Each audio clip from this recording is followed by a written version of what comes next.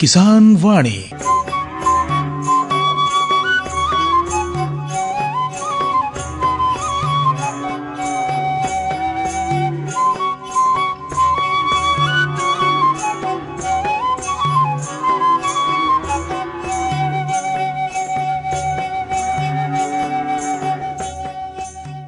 एक धाव सब किसान भाई बहन मन के अरविंद भाई बटले बहुत बहुत जोहार। किसान भाई आशा करेला रोमन कर हाल समाचार नगद होई। कार्यक्रम कर शुरुआत हमरे मन करब, लेकिन उकर से पहले रोमन के बताए देवे खोजेला कि जे कार्यक्रम रोमन सुनत है एकर प्रायोजक है कृषि एवं किसान कल्याण मंत्रालय भारत सरकार। कोरोना वायरस के खतरे से बचते हुए नई फसल की जुताई और बुआई सुरक्षित हो सकती है अगर हम लगातार हाथों को साबुन और साफ पानी से नियमित अंतराल पर धोते रहें। नाक और मुंह को मास्क, गमछे या कपड़े से ढक कर रखें। आंख, कान, नाक और मुंह न छुएं। आपस में 1 से 2 मीटर की दूरी बनाए रखें। इस समय केंद्र सरकार और राज्य सरकारें मिलकर प्रयास कर रही हैं कि किसानों को कम से कम दिक्कत हो। खेत की एक पट्टी पर एक एक श्रमिक ही काम करे। फसल को छोटे छोटे ढेरों में इकट्ठा करें। हर ढेर पर 1 या 2 श्रमिक ही काम करें। हाथ के औजारों को दिन में 3 बार साबुन और पानी से धोएं। एक दूसरे के साथ औजारों की अदला बदली न करें। खाने पीने के अपने बर्तनों का इस्तेमाल करें। एक दूसरे के बर्तन प्रयोग न करें। हर रोज धुले हुए साफ कपड़े पहनें। श्रमिकों के शौचालयों और हाथ धोने की जगह की ठीक से सफाई जरूरी है। इन सभी बातों का ध्यान रखें। आसपास थूके नहीं। फसल के दाने मिट्टी या जमीन के संपर्क में न आए। फसल उत्पाद को घर में रखने से पहले 48 घंटे तक धूप में रखें। कंबाइन, हार्वेस्टर, थ्रेशर, जुताई और बुआई की मशीनों को इस्तेमाल से पहले साफ करना और संक्रमण मुक्त करना जरूरी है। मशीनों के इस्तेमाल से पहले और इस्तेमाल के बाद हाथ साबुन से साफ करें। वाहनों, बोरियों, थैलियों और पैकिंग के दूसरे सामान की साफ सफाई पर भी खास ध्यान रखें और संक्रमण मुक्त रखें। फसल को वाहनों में चढ़ाना हो, बिक्री केंद्र तक पहुंचाना हो, बिक्री और खरीद के दौरान और नई फसल की जुताई तथा बुआई के समय साफ हाथ, मास्क का इस्तेमाल और एक दूसरे से 4 से 6 फुट की दूरी जरूरी है। खरीद केंद्र पर आने से पहले श्रमिकों की जांच। खरीद केंद्र पर भीड़ न हो, इसलिए पंजीकृत किसानों को वाहनों के अनुमति पत्र के साथ SMS के जरिए निश्चित समय पर बारी बारी से बुलाया जाए। गोदामों पर खरीदी हुई फसल को लेने में शीघ्रता करें ताकि श्रमिकों को रुकना न पड़े। कोरोना के खतरे से बचाव और अधिक जानकारी के लिए आरोग्य सेतु ऐप डाउनलोड करें। देश में खाद्य सुरक्षा के ये सिपाही भोजन की निरंतर उपलब्धता को सुनिश्चित करते हैं। इसलिए किसान स्वस्थ रहे तभी हम कोरोना वायरस से जीत पाएंगे, आगे बढ़ पाएंगे। किसान सबल, देश प्रबल। कृषि एवं किसान कल्याण मंत्रालय भारत सरकार द्वारा जनहित में जारी। प्रधानमंत्री किसान मान धन योजना। मिलेगा पेंशन का सहारा, कृषक ना होगा बेसहारा। जुड़ेगा खुशियों से नाता, कटेगा सुख से बुढ़ापा। सुरक्षित होगा अन्नदाता, सुरक्षित होगा अन्नदाता। प्रधानमंत्री किसान मान धन योजना से लघु सीमांत किसानों का भविष्य होगा सुरक्षित और 60 वर्ष की आयु से 3000 रूपए मासिक पेंशन होगी सुनिश्चित। 55 रूपए से 200 रूपए की मासिक किश्त देकर प्रवेश कर सकते हैं। 18 से 40 वर्ष तक के किसान इस अंशदायक योजना में सरकार देगी बराबर का योगदान। सभी किसान भाई बहन इस योजना के लाभ के लिए जन सेवा केंद्र में जाएं और अपना निशुल्क नामांकन कराएं। प्रधानमंत्री किसान मान धन योजना, अन्नदाता के परिश्रम को संबल, पेंशन से सुरक्षित उनका कर। कृषि एवं किसान कल्याण मंत्रालय भारत सरकार द्वारा जनहित में जारी। तो किसान भाई रोमन वास्ते आज किसान वाणी कार्यक्रम में का जुगाड़ है से सबसे पहले हम बताते कार्यक्रम कर और मौसम कर जानकारी से हुई। उकर बादे हमरे मन आज कर बात में हमरे मन आत्मनिर्भर किसान कैसे बन सके ना इकर बारे में जानकारी डॉक्टर DK शाही से करब। कुछ नसीहत हमरे मन जानब। यह रहे कार्यक्रम में आज रोमन वास्ते का जुगाड़ है से कर बारे में। आओ सबसे पहले हमरे मन अब कार्यक्रम कर और करत ही मौसम कर जानकारी से। भाई बहन मन, भारत मौसम विज्ञान विभाग बटले मिलल सूचना कर मुताबिक अगला 3-4 दिन तक बरखा पानी जमकौआ हो सकेला। मौसम विभाग का ऐसा अनुमान है कि दिन तापमान भी उतार चढ़ाव वाला बनल रही। अधिकतम तापमान 27 से 28 डिग्री तक और न्यूनतम तापमान 23 डिग्री कर आसपास बनल रहे कर अनुमान लगाल जाए। ती रहे मौसम कर जानकारी। अब हमरे मन के कार्यक्रम के आगे बढ़ाए के चाहिए। तो भाई बहन मन, सबसे पहले तो मन खेती बाड़ी कर जे काम करीला उकर में रकम कर किसिम कर खेती बाड़ी कर काम चलेला हमरे कर। लेकिन हमरे मन के फसल चक्र अपनाए कर दरकार है। हमरे मन खेती बाड़ी कर साथे साथे पशुपालन कर काम करूँ, मधुमक्खी पालन कर काम करूँ और इसन रोजगार वाला जे उपज देवे वाला जे व्यावसायिक खेती है सेकर ऊपर हमरे मन के बगरा ध्यान देवे के चाहिए। खास करके अगर ऐसा कोई बंजर ठाव है जेकर में खेती बाड़ी नहीं हो पारत है, उकर में हमरे मन बागवानी खेती भी कर सकीला। और साथे साथे देखो, सबसे ज्यादा फायदा देवे वाला मधुमक्खी पालन है, जेकर में बहुत कम खर्चा में बहुत कम मेहनत में बगरा आमदनी हमरे मन किसान भाई बहनों ले सकीला। रोड मन छोटे स्तर में भी इकर शुरुआत कर सकीला। इकर प्रशिक्षण देवल जाएला। प्रशिक्षण हमरे मन लेके कि बड़े पैमाने पर व्यावसायिक रूप से इकर हमरे उत्पादन कर सकीला। और देखो, बाजार में मधु कर मांग भी बहुत ज़्यादा रहेला। तो हमरे मन के आज खेती बाड़ी के साथे साथे पशुपालन, मधुमक्खी पालन, कुक्कुट पालन इसन व्यवसाय के हमरे मन अपनाए सकीला और अपन जे आर्थिक स्थिति है से के मजबूत कर सकीला। तब आओ हमरे मन के अब अपन कार्यक्रम के आगे बढ़ाए के चाहिए। तो आज कर बात में हमरे मन जानकारी करत थी कोरोना संक्रमण कर बीच में किसान भाई बहन मन आत्मनिर्भर कैसे बन सके ना, इकर बारे में जानकारी है हमरे मन के देते हैं डॉक्टर D.K. शाही। इनका से हमार बात हुई रहे।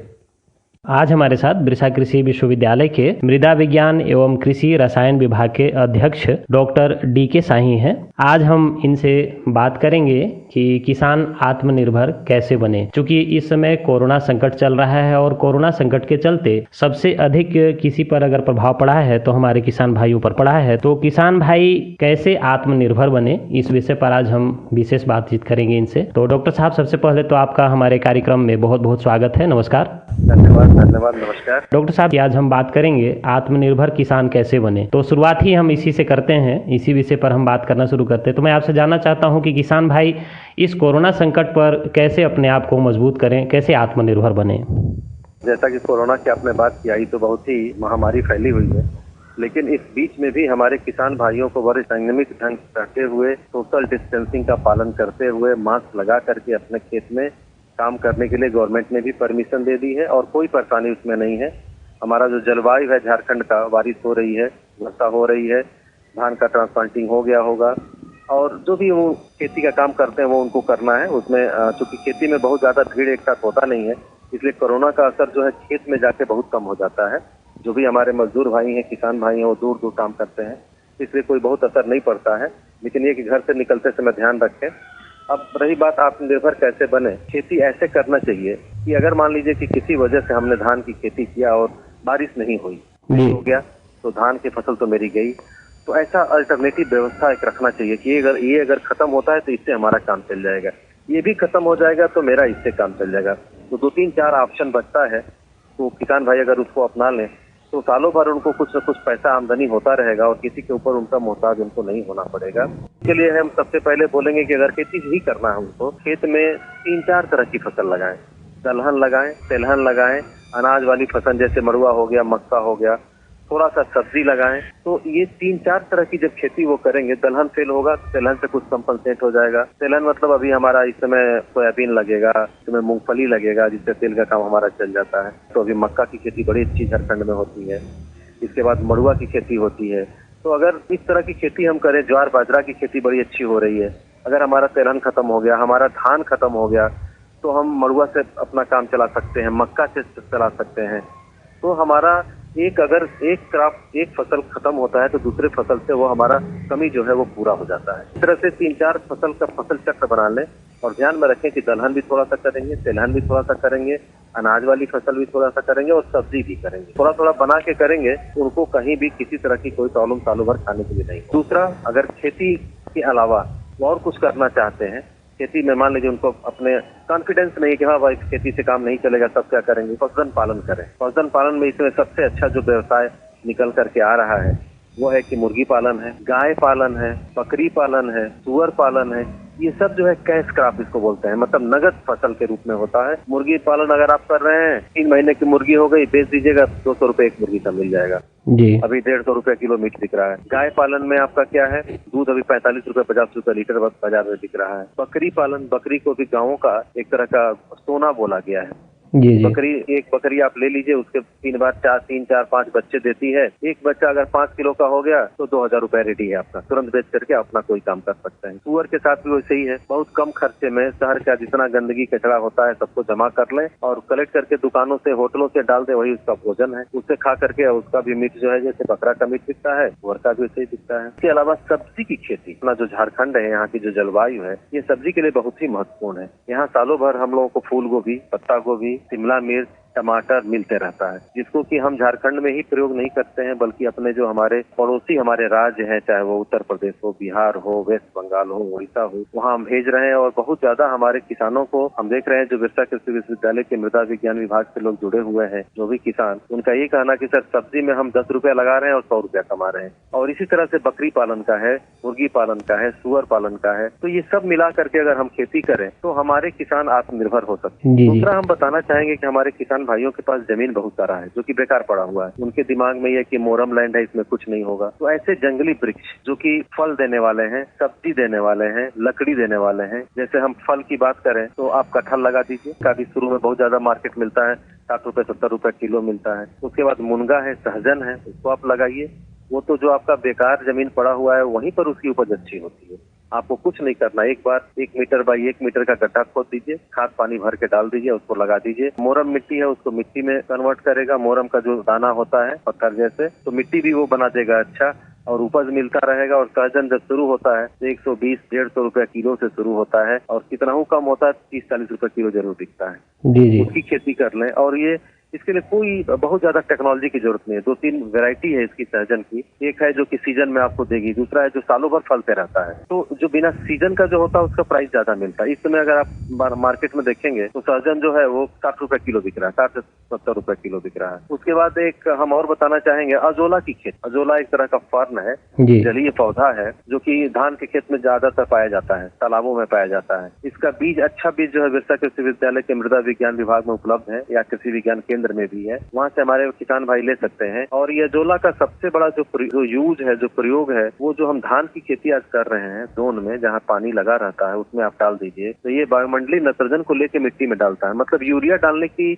करीब आधा कमी को पूरा कर देगा। अगर 50 किलो डालना है तो 25 किलो यूरिया डालिए, 25 किलो का पैसा बच गया। उसके बाद गाय का भोजन है ये, मुर्गी का भोजन है ये। उसके अलावा केचुआ खाद का जो उत्पादन होता है उसका मुख्य स्रोत है, जिससे कि उसमें वैल्यू एडिशन हो जाता है। केचुआ खाद में कैसे इसका प्रयोग कर सकते हैं सर? केचुआ खाद जैसे हमको बनाना है तो जो भी चीज हमको सड़ने के लिए उसको रखना होगा, चाहे जंगलों की टहनी हो, मुलायम वृक्षों की टहनियां हो, पत्ती हो, पुआल हो, जो भी आपके खेत से निकलता है, और उसमें अजोला मिला दीजिए। अजोला में nitrogen, phosphorus, calcium, potassium, sodium सब कुछ भरा हुआ है। तो वो उसमें चला जाएगा, तो जो खाद उससे बन के निकलती है उसकी गुणवत्ता बहुत ज्यादा होती है। ऐसा नॉर्मल जब हम केचुआ खाद बनाते हैं तो नाइट्रोजन, फास्फोरस, पोटेशियम तो होता ही होता है। इसके अलावा उसमें जो केचुआ के गले से जो निकलता है कुछ एंजाइम और हार्मोन्स निकलते हैं जो बहुत फायदेमंद बनाते हैं। तो हमारे किसान भाई अजोला की खेती कर लें, उससे उनको खाद की बचत हो जाएगी, गाय का भोजन हो जाएगा, मुर्गे का भोजन हो जाएगा, सुअर का भोजन हो जाएगा, बकरी का भोजन हो जाएगा। ये सब उसको खाता है बहुत मन से, चारे का काम करता है वो पशु के लिए। जी जी। उसके बाद केचुआ खाद का उत्पादन करे किसान भाई। उसके घर के आसपास जो भी कचरा होता है, गांव का जो कचरा है, या शहर से जुड़े हुए हैं तो शहर में एक बाल्टी बड़ा सा आप रख दीजिए, किसी होटल के सामने सब कचरा उसमें डाला जाएगा। आप सुबह उठा करके ला करके अपने केचुआ के पेट पर डाल दीजिए और उसमें केचुआ डाल दीजिए। थोड़ा सा प्रोसेस कर लेना पड़ता है, जिसमें नमी कम होता है उसको थोड़ा आधा करा देना पड़ता है, लेकिन जो किचन घर से निकलता है वो जल्दी सड़ जाता है। केचुआ खाद बाजार में अभी 25 से 30 रुपया किलो बिक रहा है, जबकि उसका कास्ट जो आएगा वो 5 से 7 रुपया किलो आता है मुश्किल, तो वो भी आप कर सकते हैं। इसके बाद हम बताना चाहेंगे सेकेंडरी एग्रीकल्चर। आपने कर लिया, आपने फल उत्पादन कर लिया, आपने सब्जी का उत्पादन कर लिया, टमाटर बहुत हो रहा है हम लोग, शिमला मिर्च हो रहा है, फूल गोभी हो रहा है, पत्ता गोभी हो रहा है। सीजन में अगर मान लीजिए ज्यादा उत्पादन हो रहा है तो भाव कम हो जाता है। सेकेंडरी एग्रीकल्चर के माध्यम से उसको हम रोक देंगे, बाजार में नहीं बेचेंगे, जब सस्ता हो जाएगा। किसान भाई बहुत सारे उत्पाद फेंक भी देते हैं अपना। जी जी जी, रोड पर फेंक देते हैं कि हमारा उसका कास्ट नहीं ले जा आ पा रहा है जो हम ट्रांसपोर्टेशन में दे रहे हैं। तो इस सब का जैसे कटहल हो गया, कटहल का अचार बहुत बढ़िया बनता है। कटहल जब अधिकता बाजार में हो जाती है तो आप उसको मत बेचें, पकने न दे, पकने से पहले तोड़ करके उसका अचार बना लें। आप मशरूम का अचार बना लें। आलू अगर आपके पास ज्यादा हुआ है तो उसका पापड़ बना लें। तो सेकेंडरी एग्रीकल्चर बोलते हैं कि जब उस अधिकता हो जाती है तो उसको कैसे हम वैल्यू एडिशन बनाएं। आलू अभी बाजार में 25 रुपए 30 रुपए किलो है, सीजन में 10 रुपए किलो रहता है। तो लेज कंपनी ले जाती है, उसको चिप्स काटती है, 500 रुपए किलो बेचती है। तो आप उसका पापड़ बना लें, पापड़ बना के बाजार में बेच दें, चिप्स काट करके बेच सकते हैं। तो ये 4-5 माध्यम अगर हमारे किसान भाई अपना लें तो हम समझते हैं कि सालों भर उनको रोजगार मिलता रहेगा, पैसा मिलता रहेगा। और एक और चीज हम बताएं जी जी, किसान भाइयों के लिए आत्मनिर्भर अगर बनना है, और आत्मनिर्भर से मेरा मतलब ये है कि उनको सालों भर जो है कुछ न कुछ आमदनी होते रहना चाहिए, चाहे वो रबी की फसल हो, खरीफ की फसल हो या जाए। तो उसके लिए बस यही है, दलहन तेलहन अनाज वाली फसल, पशुधन, पशुधन में आपका मुर्गी बकरी गाय हुआ सब आ गया। उसके बाद सब्जी की खेती, और उससे भी एक जरूरी चीज है मछली पालन। गवर्नमेंट इस पर बहुत ज्यादा पैसा दे रही है। हमारे माननीय प्रधानमंत्री जी ने दिया है कि कृषि के क्षेत्र में उनका जो इन्वेस्टमेंट है कंट्री का, बहुत ज्यादा पैसा उनका दिया गया है। आत्मनिर्भर भारत अभियान के तहत में अभी 1 लाख करोड़ रुपया का जो आर्थिक पैकेज की घोषणा की गई है, उसमें मत्स्य संपदा योजना के लिए भी सरकार ने 20,000 करोड़ रुपये का घोषणा की है। तो ये हमारे किसान भाइयों के लिए बहुत ही मदद होगी। तो आप बता रहे थे सर मत्स्य पालन के बारे में कुछ। तो मेरा यही कहना था कि गवर्नमेंट का इस पर बहुत ध्यान है। गवर्नमेंट आपको लोन दे सकती है, बैंक से लोन आपको मिल जाएगा। आप 2-3 अपने जगह तो अपने पास है, झारखंड के हमारे किसान भाई के पास जगह की कमी नहीं है। आप तालाब बनवा लें, और तालाब में बहुत सारी मछलियां अभी आ गई हैं। रोहू है, कतला है, ग्रास फिश है, बहुत सारी आ गई हैं, और उसका डिमांड बहुत है। झारखंड के मार्केट में इतना डिमांड है मछली की, खासकर ताजा मछली की, कि आप जहां भी लेके बैठ जाए, जिस चौराहे पर लेके बैठ जाए, 2 मिनट में सारा का सारा मछली दिख जाता है। जी जी। और लागत जो है सब, अगर हम खर्चा की बात करें, मछली उत्पादन में 50 से 60 रुपया 70 रुपया किलो के आसपास उत्पादन मेरा आता है, लेकिन हम उसको 150 रुपया किलो मिनिमम बेच। तो आप समझ लें कि 10 रुपया लगा के 20 रुपया तो हमको मिल जाएगा।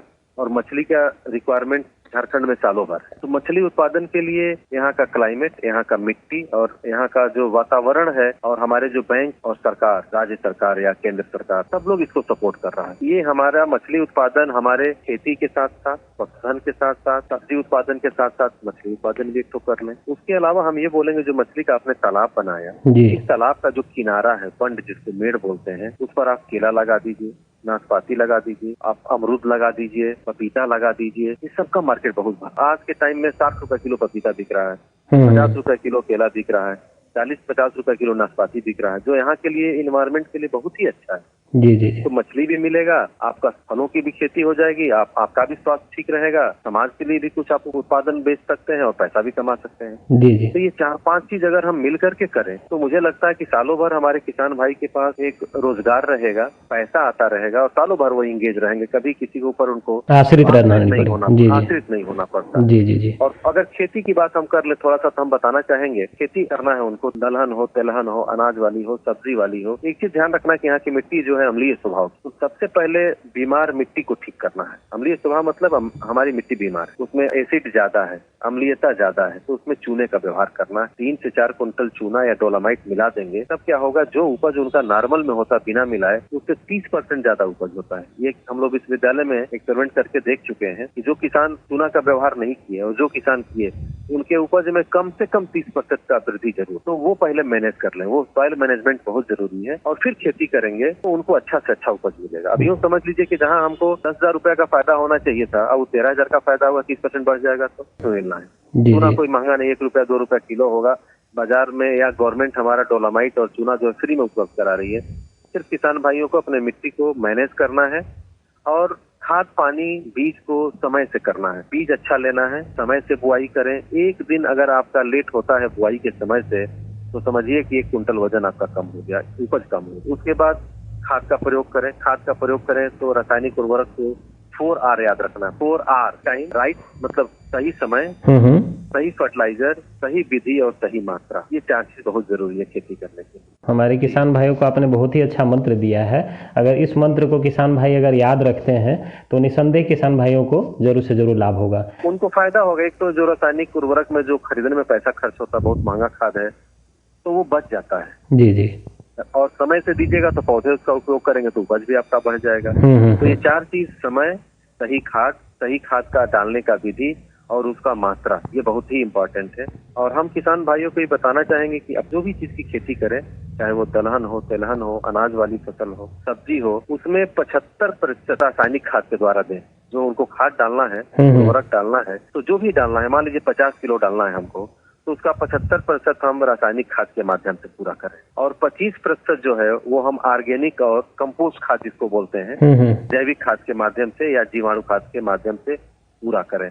इसलिए कि आपने देखा होगा कि जो हम ऑर्गेनिक खेती करते हैं उसका जो टेस्ट होता है, उसका जो स्वाद होता है, जो उसका समय रखने का होता है, ये जल्दी खराब ना हो, वो दोनों बढ़ जाता है। अभी आप गोभी खाइए जो ऑर्गेनिक से किया हुआ और जो डीएपी डाल के, यूरिया डाल के किया हुआ, दोनों के स्वाद में जमीन आती है। रसायन के द्वारा जो उत्पादन आपने किया है उसको आप रख लीजिए घर में, 2 दिन के बाद वो बहुत तेज बदबू करता है, क्योंकि हम उसमें बहुत ज्यादा रसायन डालते हैं और दवाओं का व्यवहार कर रहे हैं। लेकिन जो हम ऑर्गेनिक खाद, जैविक खाद के माध्यम से किए हैं, कंपोस्ट के माध्यम से करिए, उत्पादित किए हैं, उसको आप 1 हफ्ता रख दीजिएगा, वो सूख जाएगा लेकिन बदबू नहीं करेगा कभी। जी जी। तो ये अंतर आता है। तो इसलिए हम सुझाव देना चाहेंगे कि 75% जो है वो रासायनिक खाद डालें और 25% जो है वो कंपोस्ट, जीवाणु खाद और जैविक खाद डालें। जी जी। और अगर आवश्यकता हो तो सूक्ष्म पोषक तत्व, माइक्रो न्यूट्रिएंट का प्रयोग करें। जैसे हम बता दें कि झारखंड में जो है वो जिंक की कमी पाई जा रही है, बोरन की कमी पाई जा रही है, उसके बाद सल्फर की कमी पाई जा रही है, मोलिब्डेनम की कमी पाई जा रही है। आप देखेंगे बाजार में फूल गोभी है, उसको बीच से काट दीजिए तो अंदर में काला रंग का खोखला एक लाइन बना रहा है। जी जी। इसके अलावा मूली को काटिएगा तो उसमें भी काला रंग का एक लाइन पाया जाता है। ये जो है बोरन की कमी से होता है। जब कमी होगा तो ये उसके लक्षण है। तो ये अगर वहाँ मिट्टी जांच जरूर करा लें। खेती करने से पहले सबसे पहले मिट्टी जांच जरूरी है, ताकि ये पता चले कि उनकी मिट्टी में पोषक तत्वों का स्तर क्या है।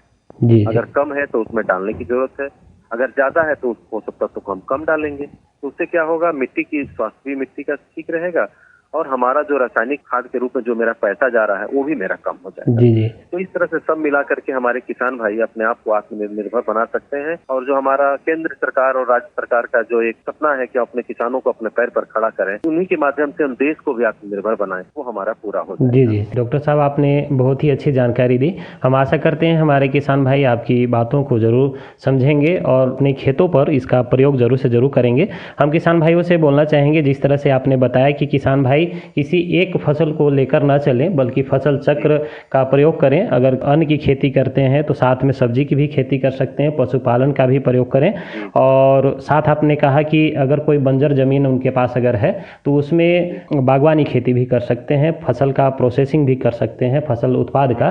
तो इन सारी तमाम बातों को अगर किसान भाई अपनाते हैं तो निसंदेह ही हमारे किसान भाई आत्मनिर्भर बनेंगे। डॉक्टर साहब, संक्षेप में जाते जाते मैं आपसे जानना चाहूँगा कि आप किसान भाइयों को इस कोरोना संकट में कैसे बचते हुए खेती करें, छोटा सा उनको एक संदेश। खेत में हमको एक जगह भीड़ तो लगानी नहीं। जो भी खेती करना है 2 मीटर की दूरी बना ले। अगर परिवार के ही सदस्य हैं तो 2-2 मीटर की दूरी बना करके खेत में अपना, चाहे वो रोपाई का काम हो, खाद डालने का काम हो, चाहे और कोई काम जो खेत में आप करते हैं, घास निकालने का काम हो, तो मास्क जरूर लगाएं। मास्क नहीं तो गमछा बांध लें। अगर हमारे महिलाएं बहनें अगर खेत में हैं तो साड़ी के अपने पल्लू से ही नाक को ढक ले, लेकिन नाक को ढके जरूर, इसलिए कि ये वायरस से उड़ता है हवा में। अगर किसी ने छींक लगा दी, खांसी निकाल दी मुंह से, तो वो उड़ते रहता है हवा में, तो उससे बचाव हो जाएगा। और सोशल डिस्टेंसिंग करें और खेत में निधड़क काम करें, कहीं कोई उनको परेशानी नहीं। जी जी। तो डॉक्टर साहब, आप हमारे कार्यक्रम में जुड़े और इतनी अच्छी अच्छी जानकारी आपने दी, इसके लिए आपका बहुत बहुत धन्यवाद। नमस्कार। धन्यवाद। धन्यवाद। हर जोखिम से निकल कर फसल आए,